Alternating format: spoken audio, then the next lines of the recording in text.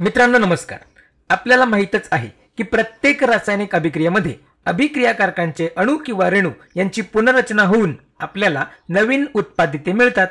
तसेच ही अणू रेणूंची पुनर्रचना अनेक प्रकारे होऊ शकते. उदाहरणार्थ अणू आणि रेणू एकत्र येऊन आपल्याला एकच उत्पादित मिळते, किंवा एक मोठा रेणू लहान रेणूंमध्ये खंडित होऊ शकतो, किंवा नवीन उत्पादिते देण्यासाठी अभिक्रियाकारकांमधील अणूंची अदलाबदल होऊ शकते. त्यामुळे अणू रेणूंच्या पुनर्रचनेच्या पद्धतीनुसार आपण रासायनिक अभिक्रियांचे विविध प्रकारात वर्गीकरण करू शकतो. आणि या व्हिडिओमध्ये आपण त्यापैकी 2 प्रकारांबद्दल बोलणार आहोत. त्या अभिक्रिया म्हणजे संयोग अभिक्रिया आणि अपघटन अभिक्रिया. आता त्यांची व्याख्या करण्यापूर्वी मी तुम्हाला काही उदाहरणे देतो. तर इथे आपल्याकडे यापैकी एका अभिक्रियेची काही उदाहरणे आहेत. आता तुम्ही व्हिडिओ थांबवून ही उत्पादिते तयार करण्यासाठी अभिक्रियाकारक कोणत्या सामान्य पद्धतीने पुनर्रचना करत आहेत हे शोधू शकता का? व्हिडिओ थांबवा आणि स्वतः प्रयत्न करा. बरं, आता जर तुम्ही प्रयत्न केला असेल तर आपण पाहूया. इथे आपण प्रत्येक उदाहरणात पाहू शकतो की अभिक्रियाकारक एकत्र येऊन आपल्याला एकच उत्पादित देत आहेत. इथे देखील 2 अभिक्रियाकारक एकत्र येऊन आपल्याला एकच उत्पादित मिळत आहे. प्रत्येक ठिकाणी तुम्हाला तेच घडताना दिसेल. तर ही सर्व संयोग अभिक्रियेची उदाहरणे आहेत. त्यानंतर आता आपण जर अणुस्तरावर पाहिले तर अभिक्रियाकारकांचे अणू आणि रेणू एकत्र येऊन आपल्याला एकच रेणू म्हणजेच एकच उत्पादित देत आहेत. तर आपण असे म्हणू शकतो की संयोग अभिक्रियेत अनेक अभिक्रियाकारक एकत्र येऊन एकच उत्पादित तयार करतात. आणि जर मला या अभिक्रियांची सामान्य रचना लिहायची असेल तर ती काही अशी दिसेल. A अधिक B पासून आपल्याला AB मिळते. आता या ठिकाणी 3 किंवा 4 अभिक्रियाकारक देखील असू शकतात. म्हणजेच A अधिक B अधिक C अधिक D कितीही अभिक्रियाकारक असले तरी ते सर्व एकत्र येऊन एकच उत्पादित देतात. हे संयोग अभिक्रियेचे उदाहरण आहे. आता अपघटन अभिक्रियेबद्दल बोलूया. बघा, अपघटन अभिक्रिया ही संयोग अभिक्रियेच्या पूर्णपणे विरुद्ध आहे. संयोग अभिक्रियेमध्ये अनेक अभिक्रियाकारके एकत्र येऊन आपल्याला एकच उत्पादित देतात. तर अपघटन अभिक्रियेमध्ये एकच अभिक्रियाकारक अपघटित होतो आणि एकापेक्षा जास्त उत्पादिते देतो. इथे काही उदाहरणे पहा. इथे आपल्याकडे फेरस सल्फेट आहे, ज्याचे अपघटन होऊन फेरिक ऑक्साईड, सल्फर ऑक्साईड आणि सल्फर ट्रायऑक्साईड तयार होते. इथे एकच अभिक्रियाकारक आहे, तो अनेक उत्पादितांमध्ये अपघटित होत आहे. त्याचप्रमाणे इथे कॅल्शियम कार्बोनेट हा अपघटित होत आहे. इथे लेड नायट्रेट अपघटित होत आहे. बरोबर. अणुस्तरावर पाहिले तर असे काहीतरी घडताना दिसत आहे की एक मोठा रेणू अनेक उत्पादितांमध्ये अपघटित होत आहे. आणि जर आपल्याला याची सामान्य रचना लिहायची असेल तर ती काहीशी अशी दिसेल. बघा, AB चे अपघटन होऊन A अधिक B मिळते. किंवा मग अशा प्रकारे या ठिकाणी ABC चे विघटन होऊन A अधिक BC अशी 2 उत्पादिते मिळतात. तर मग मुख्य कल्पना अशी आहे की फक्त एकच अभिक्रियाकारक असेल आणि ते अनेक उत्पादितांमध्ये अपघटित होईल. मग या ठिकाणी उत्पादिते काहीही असू शकतात. तर आता तुम्हाला संयोग आणि अपघटन अभिक्रिया काय आहेत हे माहित आहे आणि त्यांच्या व्याख्येतील मूलभूत फरक सुद्धा तुम्हाला समजला आहे. तर मग चला आता या संयोग अभिक्रियेच्या काही उदाहरणांकडे अधिक तपशीलवार पाहूया. इथे बघा, आपल्याकडे एक मॅग्नेशियमची पट्टी आहे आणि मी ती जाळत आहे. आता तुम्ही पाहू शकता की ते चमकदार पांढऱ्या ज्योतीने जळते. खरं तर या ठिकाणी खूप प्रकाश आणि उष्णता ऊर्जा बाहेर पडते आणि अभिक्रियेनंतर आपल्याला पांढरी पावडर मिळते. आणि तुम्हाला माहित आहे की ही संपूर्ण अभिक्रिया संयोग अभिक्रियेचे एक उदाहरण आहे. आपण या अभिक्रियेचे समीकरण लिहूया म्हणजे तुम्हाला ते अधिक चांगल्या प्रकारे समजेल. तर आपल्याकडे सुरुवातीला मॅग्नेशियम आहे आणि ते ऑक्सिजनशी अभिक्रिया करत आहे. बघा, लक्षात ठेवा, जेव्हा कोणतीही वस्तू हवेत जळते तेव्हा ती हवेत असलेल्या ऑक्सिजनशी अभिक्रिया करते.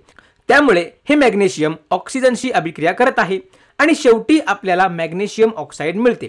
ही एक संयोग अभिक्रिया असल्यामुळे हे एकत्र येतील आणि आपल्याला एकच उत्पादित मिळेल, ते म्हणजे मॅग्नेशियम ऑक्साईड. MgO हे मॅग्नेशियम ऑक्साईडचे सूत्र आहे.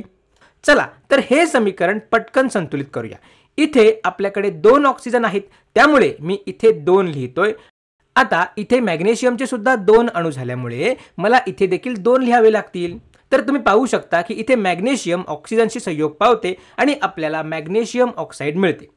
ही तीच पांढरी पावडर आहे जी मागे उरते आणि या प्रक्रियेत खूप उष्णता देखील बाहेर पडते. आता आपण आणखी एक उदाहरण पाहूया. कोळशाचे हवेत ज्वलन होणे हे देखील संयोग अभिक्रियेचे उदाहरण आहे. इथे कोळशातील कार्बन जेव्हा तो हवेत जळतो तेव्हा तो हवेतील ऑक्सिजनशी संयोग पावतो आणि शेवटी आपल्याला कार्बन डायऑक्साईड मिळते आणि या अभिक्रियेमधून सुद्धा खूप प्रकाश आणि उष्णता ऊर्जा बाहेर पडते. आता चला या अभिक्रियेचे रासायनिक समीकरण लिहूया. बघा इथे आपल्याकडे या कोळशात असलेला कार्बन आहे.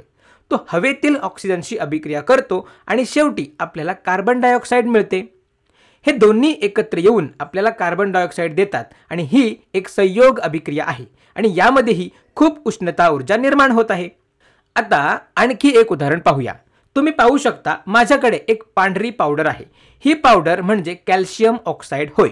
आता जेव्हा मी त्यावर थोडे पाणी ओततो तेव्हा पाणी कॅल्शियम ऑक्साईडशी संयोग पावेल आणि आपल्याला एक पांढरे दुधाळ मिश्रण मिळेल की जे भिंतींना पांढरा रंग देण्यासाठी वापरले जाते. आता त्याबद्दल आपण पुढच्या व्हिडिओमध्ये बोलूया. मग आता आपण त्याचे समीकरण लिहूया आणि संयोग अभिक्रिया काय आहे ते पाहूया. तर इथे आपल्याकडे ही पांढरी पावडर आहे जी कॅल्शियम ऑक्साईड आहे. कॅल्शियम ऑक्साईड व पाणी यांची अभिक्रिया होऊन आपल्याला कॅल्शियम हायड्रॉक्साईड मिळते. आता पाहिलं तर हे समीकरण संतुलित आहे. या बाजूला 2 ऑक्सिजन 2 हायड्रोजन व 1 कॅल्शियम आहे. तसेच दुसऱ्या बाजूला सुद्धा 2 ऑक्सिजन 2 हायड्रोजन 1 कॅल्शियम आहे. तसेच या अभिक्रियेत देखील जर तुम्ही ज्या भांड्यात ही अभिक्रिया होत आहे ते तपासले तर तुम्हाला जाणवेल की ते गरम होत आहे. त्यामुळे यामध्येही उष्णता ऊर्जा बाहेर पडते. तर अशा प्रकारे आपण या संयोग अभिक्रियेची काही उदाहरणे पाहिली. यामध्ये अनेक अभिक्रियाकारक एकत्र येऊन एकच उत्पादित देतात. तसेच आपण हे देखील पाहिले की या सर्व अभिक्रियांमध्ये उष्णता ऊर्जा बाहेर पडत आहे. मग ज्या अभिक्रियामध्ये उष्णता ऊर्जा बाहेर पडते अशा अभिक्रियांना आपण उष्मादायी अभिक्रिया असे म्हणतो. आणि साधारणपणे बहुतेक संयोग अभिक्रिया ह्या उष्मादायी असतात, म्हणजेच त्या उष्णता बाहेर टाकतात. परंतु सर्वच संयोग अभिक्रिया उष्मादायी नसतात. काही अपवाद आहेत, जसे की जेव्हा नायट्रोजन हा ऑक्सिजनशी संयोग पावतो आणि नायट्रोजन ऑक्साईड तयार करतो तर या अभिक्रियेमध्ये खूप उष्णता पुरवावी लागते. तर मग ही एक उष्माग्राही अभिक्रिया आहे. तर बघा, ऊर्जा बाहेर पडणे आणि ऊर्जेची आवश्यकता याबद्दल आपण उष्मादायी आणि उष्माग्राही अभिक्रिया नावाच्या एका वेगळ्या व्हिडिओमध्ये सविस्तर बोलणार आहोत. त्यानंतर आता आपण अपघटन अभिक्रियेची काही सामान्य उदाहरणे पाहूयात. तर बघा, आपल्याकडे फेरस सल्फेटचे काही फिकट हिरव्या रंगाचे स्फटिक आहेत. त्यानंतर मी त्यांना उष्णता देणार आहे. आता जशी मी त्यांना उष्णता देतो तसा हा रंग फिकट हिरव्यापासून तपकिरी रंगात बदलताना दिसतो आणि तसेच यामध्ये एक दुर्गंध येत असतो. तर हा दुर्गंध आपल्याला सांगतो की इथे काहीतरी रासायनिक अभिक्रिया घडली आहे. खरं तर फेरस सल्फेटचे अनेक उत्पादितांमध्ये अपघटन होते. चला हे पाहण्यासाठी आपण याचे समीकरण लिहूया. आपण फेरस सल्फेटच्या रासायनिक सूत्राने सुरुवात केली. आता जेव्हा मी त्याला उष्णता देतो तेव्हा उष्णतेमुळे या फेरस सल्फेटचे अपघटन होते. या फेरस सल्फेटचे एका तपकिरी पावडरमध्ये रूपांतर होते, बरोबर. तसेच बघा, तुम्हाला आठवत असेल की जेव्हा लोखंड गंजते तेव्हा फेरिक ऑक्साईड तयार होते आणि ते देखील तपकिरी रंगाचे असते. त्यामुळे इथेही आपल्याला फेरिक ऑक्साईड मिळते. तसेच इथे जो दुर्गंध येत होता तो या सल्फर डायऑक्साईड आणि सल्फर ट्रायऑक्साईडमुळे येतो. तर इथे आपल्याला सल्फर डायऑक्साईड आणि सल्फर ट्रायऑक्साईड मिळते. रसायनशास्त्रात खरं तर जेव्हा तुम्हाला दुर्गंधी येते तेव्हा ती सामान्यतः सल्फरशी संबंधित असते. त्यामुळे रसायनशास्त्रात सल्फर हा वास येणारा पदार्थ आहे. ठीक आहे, मग हे समीकरण आपण आता संतुलित करूया. इथे आपल्याकडे आयर्नचे 2 अणू आहेत, त्यामुळे मी या बाजूला 2 लिहितो. तर आता आपल्याला ऑक्सिजनचे 8 अणू मिळतात आणि या बाजूला बघा 3 + 2 + 3 बरोबर 8 असे 8 ऑक्सिजन आहेत. त्यानंतर या बाजूला सल्फर 2 आहेत, तर या बाजूला सुद्धा सल्फर 2च आहेत. त्यामुळे हे समीकरण आता संतुलित झाले आहे. तसेच इथे उष्णता ऊर्जेची आवश्यकता होती. सामान्यतः अशा अभिक्रियेमध्ये उष्णता ऊर्जेची आवश्यकता असते, कारण जेव्हा तुम्ही एखाद्या रेणूचे अणू वेगळे करण्याचा प्रयत्न करत असता तेव्हा आपल्याला काही प्रमाणात ऊर्जा पुरवण्याची गरज असते. कारण या अणूंमध्ये आकर्षण असते, म्हणून त्यांना वेगळे करण्यासाठी आपल्याला काही ऊर्जा पुरवण्याची आवश्यकता असते आणि तेच इथे देखील घडत आहे. आपण त्यांना तोडण्याचा प्रयत्न करत आहोत, आपण या मोठ्या रेणूचे अपघटन करण्याचा प्रयत्न करत आहोत. म्हणूनच आपल्याला इथे ऊर्जा पुरवण्याची आवश्यकता आहे. परंतु आणखी बऱ्याच गोष्टी घडत आहेत आणि त्याबद्दल आपण उष्मादायी आणि उष्माग्राही अभिक्रिया या व्हिडिओमध्ये सविस्तर चर्चा करू. चालेल? तर मग चला आता आणखी एक उदाहरण पाहूया. इथे आपल्याकडे आता सिल्वर क्लोराईड आहे. ही एक पांढरी पावडर आहे आणि जेव्हा ती सूर्यप्रकाशाखाली ठेवली जाते, थोड्या वेळाने असे दिसते की तिचा रंग बदलला आहे. ती पावडर आता राखाडी रंगाची झाली आहे. हा रंगातील बदल आपल्याला सांगतो की इथे काहीतरी रासायनिक अभिक्रिया घडत आहे. चला हे पाहण्यासाठी आपण त्याचे रासायनिक समीकरण लिहूया.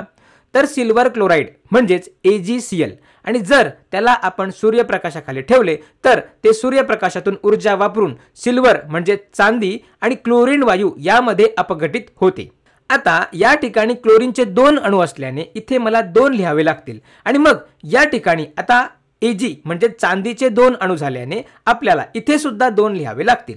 आता ही अभिक्रिया संतुलित आहे. ही देखील अपघटन अभिक्रिया आहे. इथे एक मोठा रेणू 2 लहान रेणूमध्ये अपघटित होत आहे आणि इथे ते सूर्यप्रकाशातील ऊर्जा वापरत आहेत. आता आणखी एक उदाहरण पाहूया. आपल्याकडे पाण्याने भरलेले एक बीकर आहे, म्हणजेच पाण्याने भरलेले एक काचेचे भांडे आहे.